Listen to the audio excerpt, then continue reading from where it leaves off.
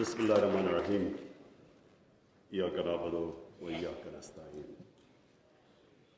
Secretary General OIC Hussain Brahim Taha, Foreign Minister, Kingdom of Saudi Arabia, Prince Faisal bin Farhan Al Saud, Honorable Foreign Minister of China, Wang Yi, Royal Highnesses, Honorable Foreign Ministers, Excellencies, ladies and gentlemen. First of all, let me welcome you with great joy and happiness on this 48th Foreign Ministers OIC meeting. And it's being held in Islamabad at a time when we are celebrating our 75th anniversary of our independence. So I want to warmly welcome you. I hope you have a great stay here. And from the people of Pakistan, they are overjoyed that all of you are here and on this special occasion. Today I want to especially congratulate our OIC members because of a landmark resolution passed in the United Nations declaring 15th March as a day to combat Islamophobia.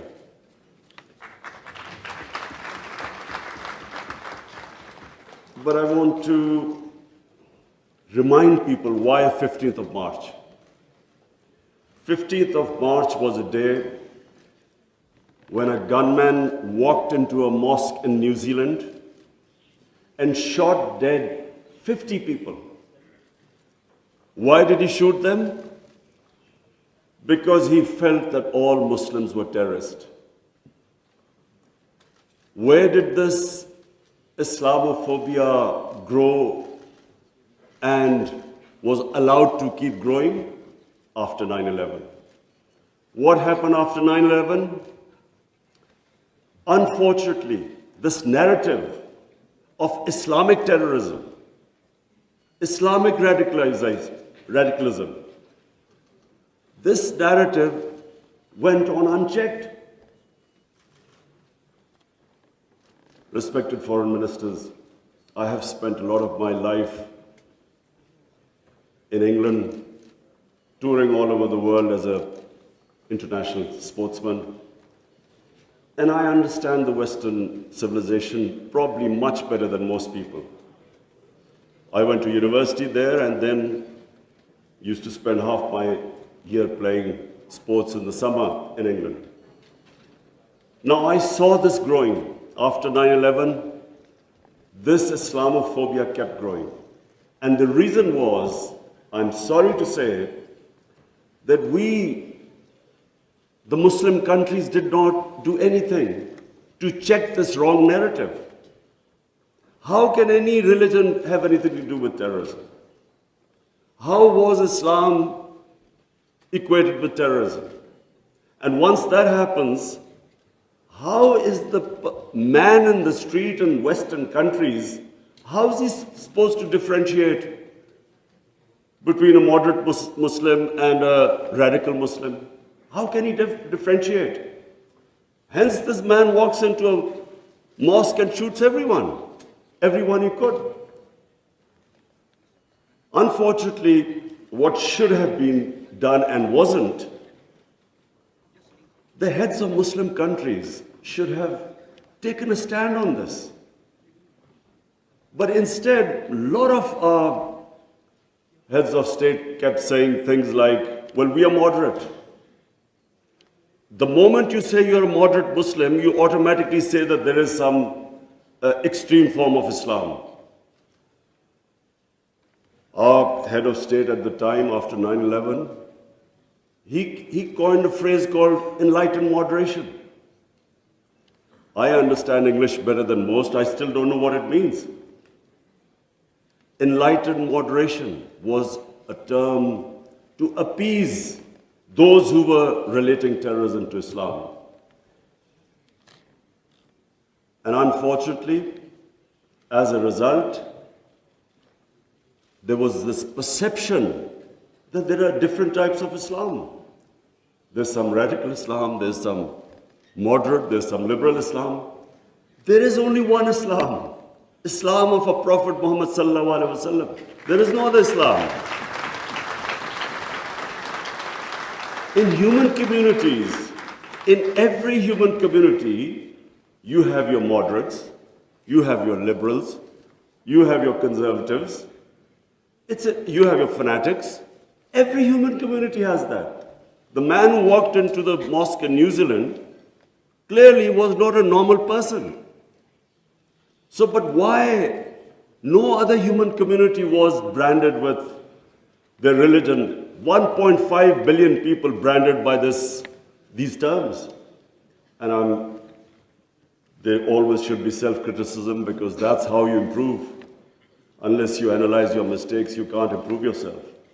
So that was the biggest mistake we made. We did not challenge this narrative. And guess who suffered? Muslims living in Western countries. They kept suffering. Because any incident would happen, any terrorist incident by a Muslim immediately meant that every Muslim became branded. When 9/11 happened, I still remember, people were petrified in Pakistan, and I hope there was no Pakistani involved. How could we how could whole community be responsible for some fanatical deed by some extremists? So therefore, this was it was one of the worst periods for Muslims living in non-Muslim countries. And then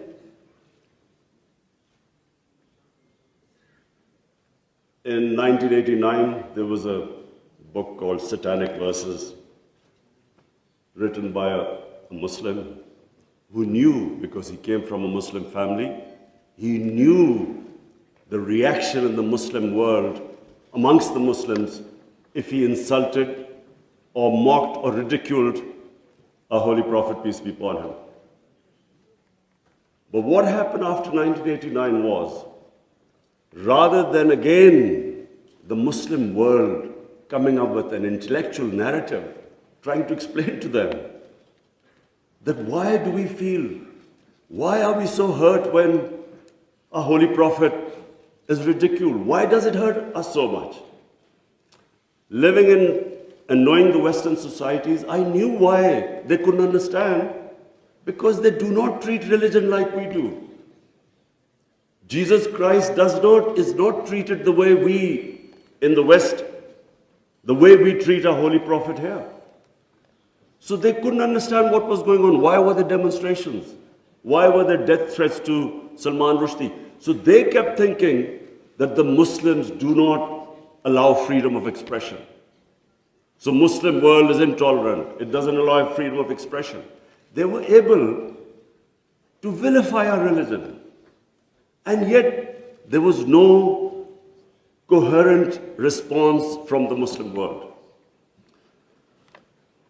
And therefore, we kept into the cycle. Every few years, there would be some cartoons, insulting cartoons against our Prophet. Every few years, there would be something insulting him.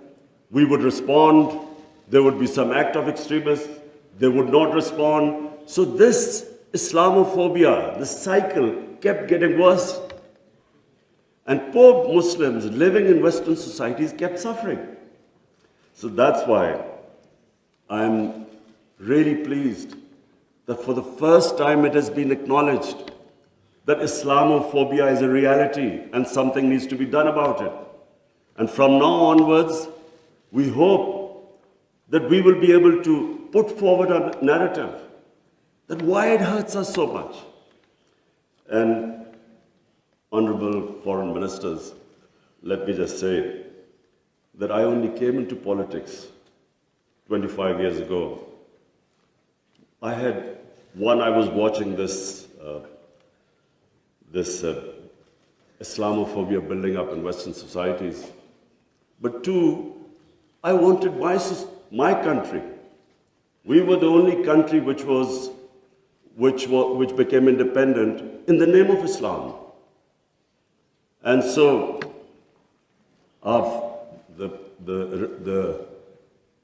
the objective resolution of our founding fathers was to make an Islamic welfare state based on the state of Medina.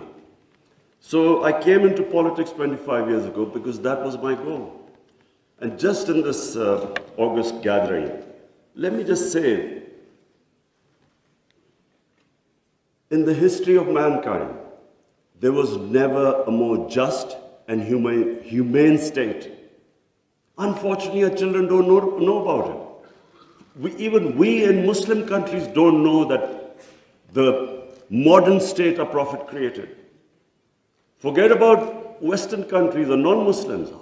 How would they know about it when we ourselves don't understand that he created a state which laid the foundation of one of the greatest civilizations in human history for the next few hundred years. And that foundation was laid in the state of Medina. So what was that foundation? This is again what most people don't understand. And I'm glad that Foreign Minister Wang Yi is here, because I want people to understand what was it that caused this great revolution, one of the greatest revolutions of all times. The state of Medina was one of the greatest revolutions. What was it? Number one, our Prophet was given the title in our holy book, the Quran, as Rahmatul lil Alameen, mercy for mankind, not mercy for Muslims. He came as a mercy for mankind. He came to unite mankind, not divide mankind.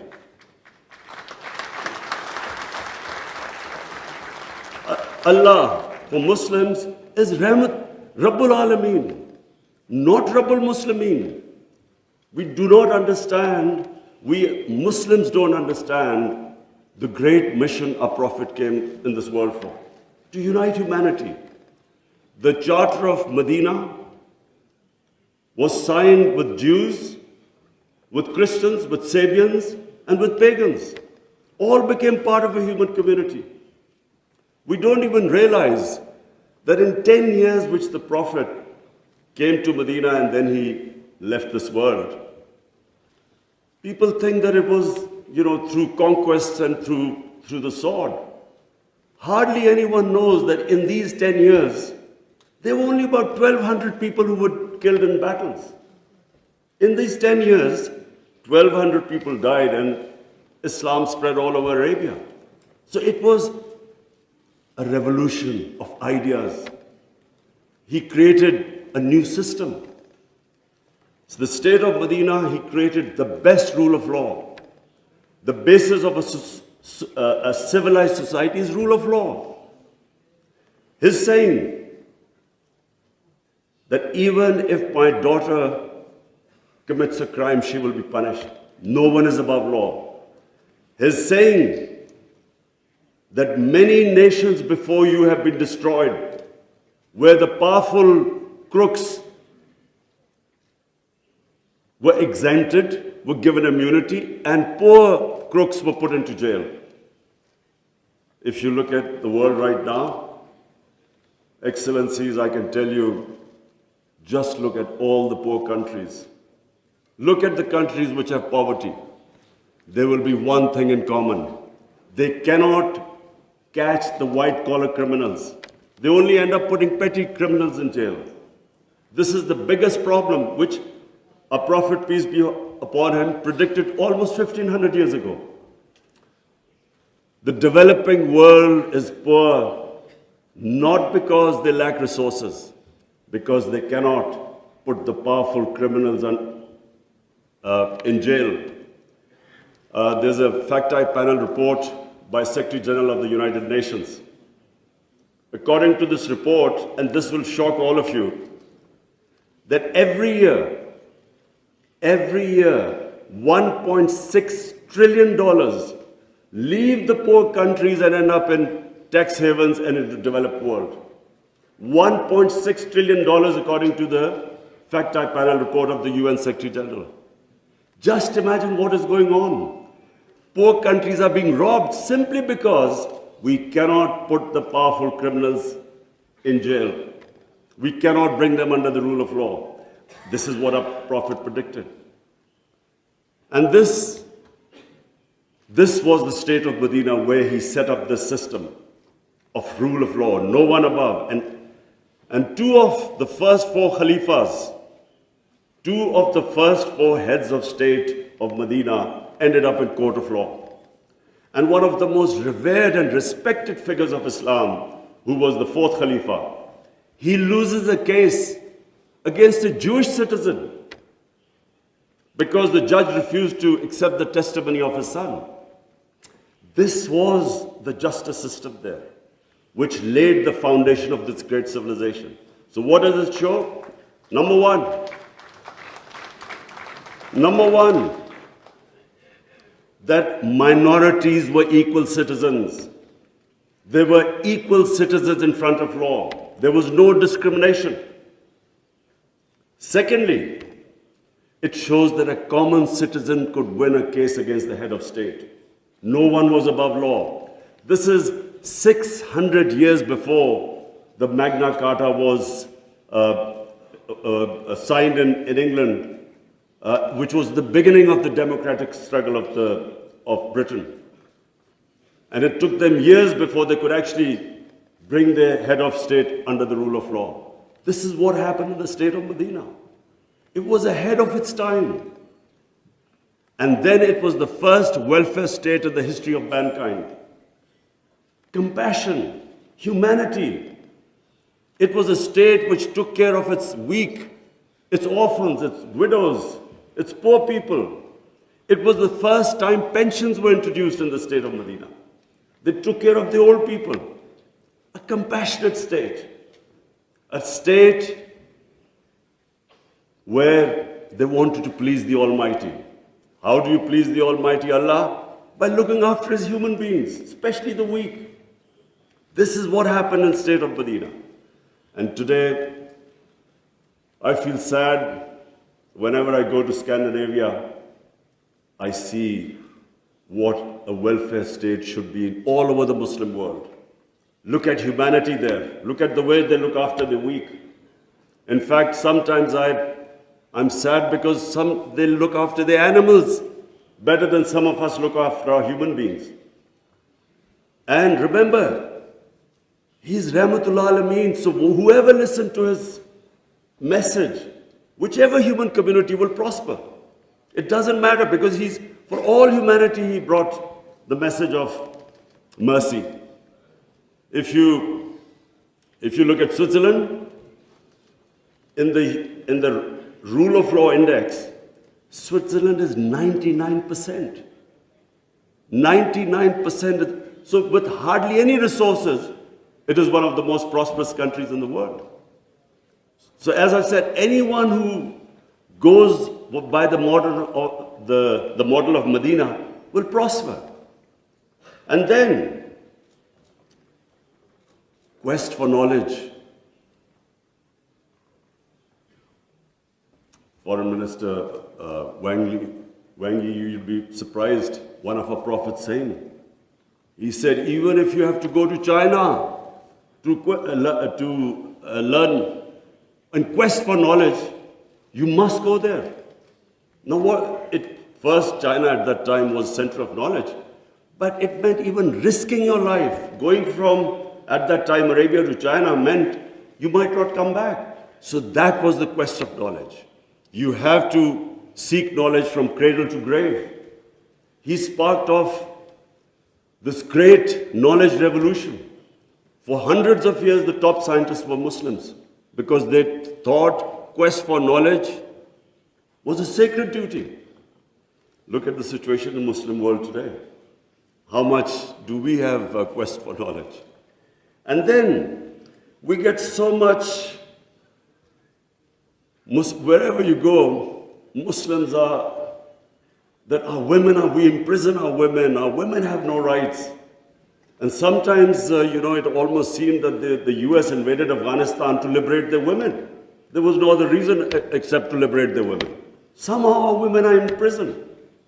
Let me just tell you that it was a revolutionary move by our Prophet that women were given inheritance rights. They were empowered. In Europe, even 100 years ago, the women barely got their inheritance rights. 1500 years ago, women were given the rights. And no one seems to know this. And sadly, cultural issues are equated to our religion. We cannot explain, sometimes Western people say, they confuse culture with religion. I'm sad to say in Pakistan, we discovered 70% of our women do not get inheritance rights. So we have especially had to pass law to enforce that women must get their inheritance rights. This is 1500 years later. And no one knows this. Slaves, honorable foreign ministers, nowhere in human history has this happened. That slaves became kings. The Mamluks were slaves who became kings in Egypt. In India, there was slave dynasty that became kings. Why? Because the Prophet said, treat your slaves as family members. Best to free them, if not, treat them as equal family members. So he was the greatest human being that ever stepped foot. There'll never be a human being like him. Anyone close to the Prophet became leaders. If you read the book, The Arab Conquest, everyone became a leader. Whoever was near the Prophet. And our generations don't understand that, and neither have we been able to explain to anyone else. Let's not confuse Muslim imperialism with the 10 years of Prophet in Medina.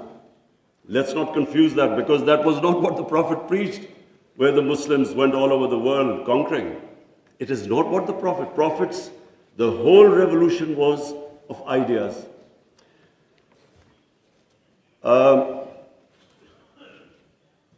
Honorable foreign ministers, one of the ideas of OIC is to protect Islamic values.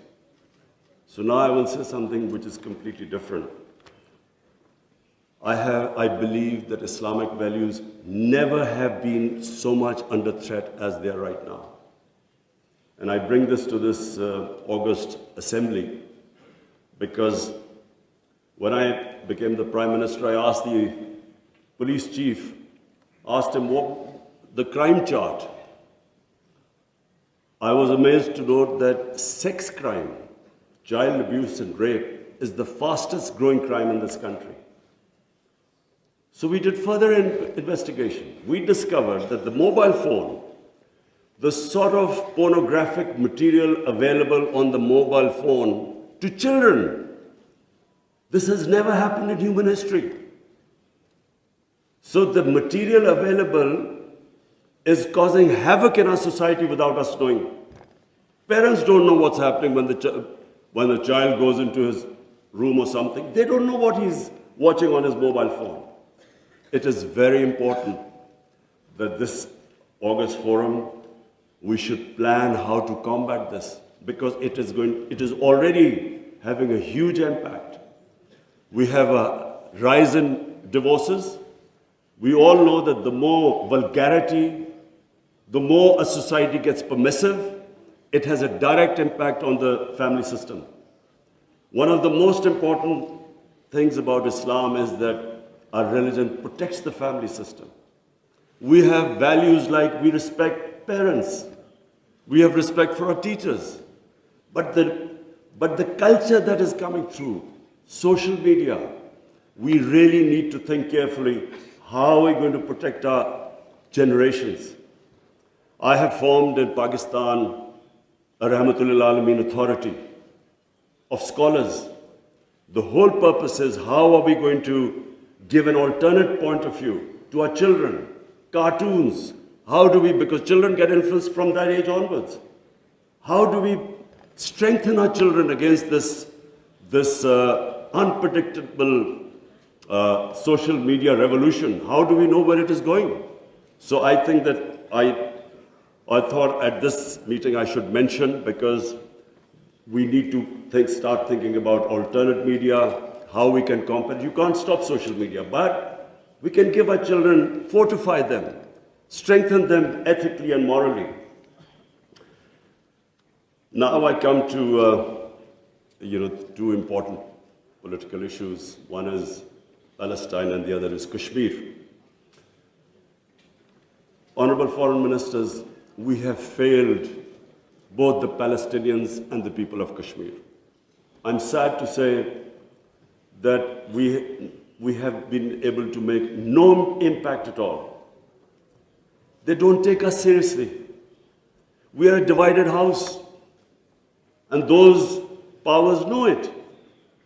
We are 1.5 billion people, and yet our voice to stop this blatant injustice is insignificant.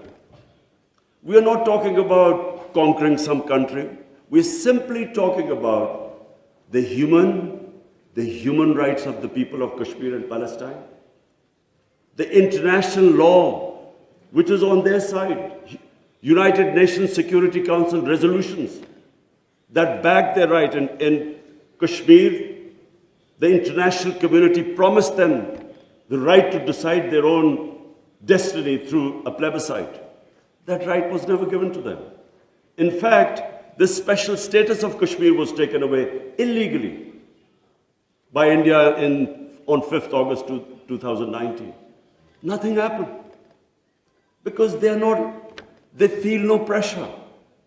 They feel we can make a resolution and then, back to our usual business.